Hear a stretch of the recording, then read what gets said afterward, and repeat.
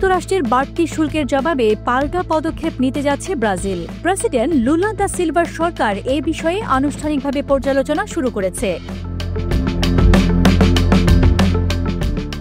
রপ্তানি পণ্যের ওপর যুক্তরাষ্ট্রের প্রেসিডেন্ট ডোনাল্ড ট্রাম্প 50% শুল্ক আরোপের ঘোষণা দেওয়ার পর উত্তেজনা বেড়েছে দুই দেশের মধ্যে। এর জবাবে প্রতিশোধমূলক পদক্ষেপের দিকে ঝুঁকছে ব্রাজিল। সরকারি সূত্র জানায়, প্রেসিডেন্ট লুলা দা সিলভা এই শুল্কের প্রতিক্রিয়ায় ব্যবস্থা নিতে ইতিমধ্যেই সবুজ সংকেত দিয়েছেন। বাণিজ্য ও শিল্প মন্ত্রণালয় আগামী 30 দিনের মধ্যে যুক্তরাষ্ট্রের শুল্ককে দেশটির অর্থনৈতিক পারস্পরিকতা আইনের আওতায় পড়ে কিনা তা খতিয়ে দেখবে।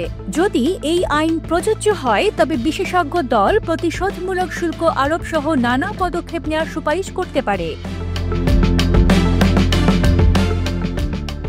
মূলত ডোনাল্ড ট্রাম্প তার মিত্র সাবেক ব্রাজিলিয়ান প্রেসিডেন্ট জাইর বলসোনারোর বিরুদ্ধে অভ্যুত্থান পরিকল্পনার অভিযোগে চলমান বিচার প্রক্রিয়াকে দায়ী করে পাল্টা শুল্কের ঘোষণা দেন, যা ব্রাজিল থেকে রপ্তানি হওয়া কফি ও অন্যান্য পণ্যের ওপর প্রযোজ্য হবে। এই দ্বন্দ্ব মেটাতে ব্রাজিল এরই মধ্যে বিশ্ব বাণিজ্য সংস্থার কাছে সাহায্য চেয়েছে। তবে কূটনৈতিক আলোচনার পথ এখনো খোলা আছে বলে নিশ্চিত করেছে ব্রাজিল। বিশ্লেষকরা বলছেন, যুক্তরাষ্ট্র ব্রাজিল সম্পর্কের টানাপোড়েন শুধু অর্থনীতিতেই নয়, কূটনীতিতেও বড় প্রভাব ফেলতে পারে।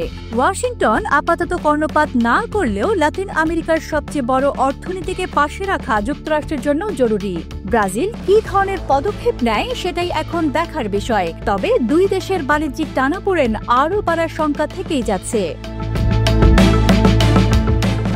পতাকা সারথী, বাংলাদেশ।